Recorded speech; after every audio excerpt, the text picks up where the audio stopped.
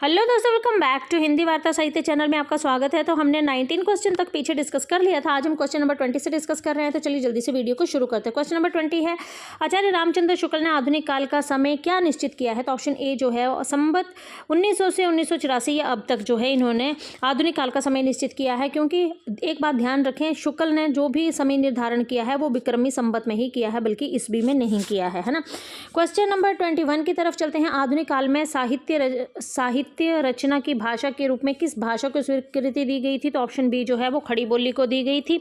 ठीक है, खड़ी बोली का प्रयोग जो था वो आधुनिक काल में शुरू हो गया था। अगर ब्रज भाषा की बात करें तो वो भी थी। वो कैसे थी? क्योंकि जब कविता के क्षेत्र में ब्रज भाषा का प्रयोग किया जाता था और गद्य के क्षेत्र में खड़ी बोली का प्रयोग किया जाता था। ठीक है, इसी युग से जो है आपके आधुनिक युग से जो है वो आपके पत्रकारिता, उपन्यास, कहानी, नाटक, आलोचना, निबंध आदि सभी गद्य विधाओं का विकास हुआ था और इन सभी का माध्यम बनी थी आपकी खड़ी बोली। ठीक है, और इसीलिए इसे प्राचीन और नवीन का समन्वय भी बोला जाता है। आधुनिक हिंदी साहित्य का प्रवेश द्वार भी इसे बोला जाता है आपके भारतेंदु युग को, है ना। तो आपका ये जो आधुनिक काल है इसे प्राचीन और नवीन का समन्वय भी बोला जाता है। तो मोस्ट इंपॉर्टेंट है आपका आधुनिक काल, है ना। अगर अवधि की बात करें तो अवधि आपको पता है कि जो भक्ति काल के जो भी कवि हुए थे उन्होंने आधुनिक अवधि का ही प्रयोग किया था। अगर उर्दू की बात करें तो उर्दू जो है आपकी, तो उर्दू का तो इतना कुछ खास रोल नहीं रहा था, पर फिर भी उर्दू की अगर बात करें तो जो प्रारंभ में आपके सूफी या संत थे उनकी वानियों में या तो उर्दू का प्रयोग हुआ था या तो जन आम लोग जो थे उनकी भाषा में जो था उर्दू का प्रयोग हुआ था, परंतु साहित्य के रूप में इसका प्रयोग जो था वो ना के बराबर हुआ था। ठीक है, आगे चलते क्वेश्चन नंबर 22 की तरफ। भारतेंदु युग को पुनः जागरण काल जो है वो किसने कहा है? तो देखिए, पुनः जागरण की जब बात आती है तो डॉक्टर नागेंद्र जो है इसका सही ऑप्शन हो जाएगा। पर यहाँ पर अगर हम ऑप्शन की बात करें तो यहाँ पर सही आंसर डॉक्टर बच्चन दिया गया है। क्योंकि बच्चन की तरफ मैं तो नहीं जाऊँगी, क्योंकि बच्चन जो है इन्होंने भारतेंदु युग को आधुनिक काल ही कहा है, जबकि आपके राम कुमार वर्मा इन्होंने भी भारतेंदु युग को जो है वो आधुनिक काल ही कहा है। कृष्ण शंकर शुक्ल इनका कोई लेना देना नहीं है। महावीर प्रसाद द्विवेदी जो है तो इनके नाम पर तो द्विवेदी युग का नामकरण हुआ है ना। तो अगर इसका जो सही ऑप्शन है पुनः जागरण काल किसने कहा है, तो ये कहा है आपके डॉक्टर नागेंद्र ने। बाकी आप इसको क्रॉस वेरीफाई ज़रूर कर लें। तो मेरा ऑप्शन जो रहेगा वो डॉक्टर नागेंद्र रहेगा। ठीक है, क्वेश्चन नंबर 23 की तरफ चलते हैं। द्विवेदी युग नामकरण किसके नाम के आधार पर किया गया है? तो आपको पता है ऑप्शन बी महावीर प्रसाद द्विवेदी के आधार पर जो है वो द्विवेदी युग का नामकरण किया गया है। मोस्ट इंपॉर्टेंट क्वेश्चन है। द्विवेदी युग के सर्वश्रेष्ठ प्रागीतकार कौन है? तो आपको पता है ऑप्शन सी बिल्कुल सही हो जाएगा, मुकुटधर पांडे। आगे चलते हैं। उद्धव शतक के लेखक हैं तो उद्धव शतक जो है आपके जगन्नाथ दास रत्नाकर जो है ये आपके ब्रजभाषा के कवि हैं, है ना, और बहुत इंपॉर्टेंट है ये। आगे चलते हैं। कविता करके तुलसी न लसे, कविता लसी पर तुलसी की कला, ये प्रशंसात्मक उक्ति किसकी है? तो ये है आपके अयोध्या सिंह उपाध्याय हरिऔध की, है ना। तो मैं आपको ट्रिक बताऊं, यहाँ पे तो आपकी तुलसी कैसी होती है, तुलसी तुलसी तुलसी जो है इसको सर्कल कर लें, और यहाँ पर जो है हरिऔध को, औध को ना आप पौध, ऐसे पौध लिख सकते हैं, पौध, है ना। तो इससे हमारी एक ट्रिक बन जाएगी। मतलब पौधा कैसा होता है आपका, तुलसी का पौधा जो होता है वो आपका हरा होता है। तो आप इसको इसके साथ रिलेट कर सकते हैं कि जो पौध होती है वो कैसी होती है, हरी हरी होती है ना। तो हरिऔध, है ना। बाकी आप अपने हिसाब से कर सकते हैं। आगे चलते हैं क्वेश्चन नंबर 27 की तरफ। इनमें से कौन द्विवेदी युग का कवि नहीं है? तो आपको पता है कि जो आपके सोहनलाल द्विवेदी हैं ये द्विवेदी युग के नहीं बल्कि स्वतंत्रता आंदोलन के कवि रहे हैं। बाकी आपके अयोध्या सिंह उपाध्याय, रामनरेश त्रिपाठी, मैथिली शरण गुप्त ये आपके द्विवेदी युग के कवि हैं। ठीक है, ऑप्शन बी जो है ये बिल्कुल सही हो जाएगा आपका। किस कवि की रचनाओं में छायावाद का पूर्वाभास मिलता है? तो आपका ऑप्शन बी जो है मुकुटधर पांडे की, है ना।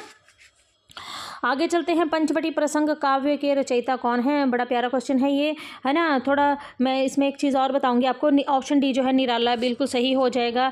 ये पंचवटी प्रसंग जो है ये निराला की लंबी कविता है और हिंदी का पहला काव्य नाटक भी इसको बोला जाता है। अगर वहीं पर आपसे पूछा जाए कि पंचवटी सिंपल जो आती है आपकी पंचवटी किसकी रचना है, तो आप बोलेंगे कि ये किसकी है? ये जो है आपकी ये गुप्त की है। ठीक है, पंचवटी जो है अकेली गुप्त की है और गुप्त की पंचवटी जो है ये एक खंड काव्य है जिसका नायक कौन है आपका? जिसका नायक जो है आपका लक्ष्मण है। ठीक है तो जब पंचवटी प्रसंग पूछा जाएगा ना आपसे तब आपके आएंगे निराला, जब अकेला पंचवटी पूछा जाएगा तब आपके आएंगे गुप्त, है ना। तो इस बात को ज़रूर ध्यान में रखें क्योंकि बहुत कन्फ्यूज़न होती है ना। प्रसंग जुड़ेगा तो निराला आएगा और निराला की लंबी कविता है ये, है ना।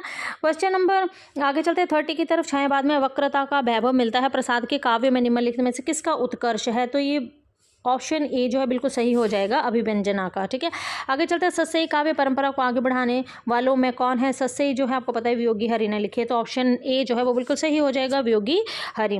आगे चलते हैं 32 की तरफ। केवल सूक्ष्मगत सौंदर्य सत्ता का राग कहकर छायावाद का किसने विरोध किया है? अब देखो विरोध की जब बात आती है तो ऑप्शन बी जो है ये महादेवी वर्मा जो आपका बिल्कुल सही हो जाएगा। डॉक्टर नागेंद्र ने तो छायावाद सूक्ष्म के प्रति स्थूल का विद्रोह है ये कहा था। ठीक है, रामचंद्र शुक्ल ने इसको जो है 2 भागों में लिया था, रहस्यवाद के रूप में और एक कला के रूप में लिया था, है ना। तो ऑप्शन बी जो है बिल्कुल सही हो जाएगा। आगे चलते हैं क्वेश्चन नंबर 33 की तरफ। क्वेश्चन नंबर 33 है, एक भारतीय आत्मा किस कवि का उपनाम है? तो ऑप्शन ए बिल्कुल सही हो जाएगा माखनलाल चतुर्वेदी। नागार्जुन को जो है वो आधुनिक युग का कबीर कहा जाता है। सुमित्रा नंदन पंत जो है इनको प्रकृति का चितेरा कवि कहा जाता है। ठीक है, तो इस तरह से हमने तीनों ऑप्शन को जो है वो डिस्कस कर लिया है। ठीक है, और ये बहुत इंपॉर्टेंट भी है। आगे चलते हैं। बालकृष्ण शर्मा नवीन का सर्वप्रथम प्रकाशित काव्य संग्रह कौन सा है? तो ऑप्शन बी कुमकुम जो है इसका प्रथम काव्य संग्रह बहुत इंपॉर्टेंट है, तो ये ऑप्शन बी बिल्कुल सही हो जाएगा। आगे चलते हैं। पुष्प की अभिलाषा प्रसिद्ध कविता किसने लिखी है? तो आपका जो है ऑप्शन ए माखनलाल चतुर्वेदी बिल्कुल सही हो जाएगा, है ना। मौर्य विजय किसकी रचना है? बहुत प्यारी है ये, सियाराम शरण गुप्त की है। आगे चलते हैं। क्वेश्चन नंबर 37, दिनकर की किस कृति को आधुनिक युग की गीता कहा गया है? मतलब ये क्वेश्चन हर एक एग्जाम में पूछा जाता है, कुरुक्षेत्र, है ना, और यहीं पर कंफ्यूज होते हैं हम बहुत बार भी, है ना। तो ये है आपकी कुरुक्षेत्र। आधुनिक युग की गीता, सिर्फ आधुनिक युग की गीता को याद रखें। आधुनिक युग की गीता की जब बात आती है तो आपका कुरुक्षेत्र आता है। ऑप्शन सी जो है वो बिल्कुल सही हो जाएगा, है ना।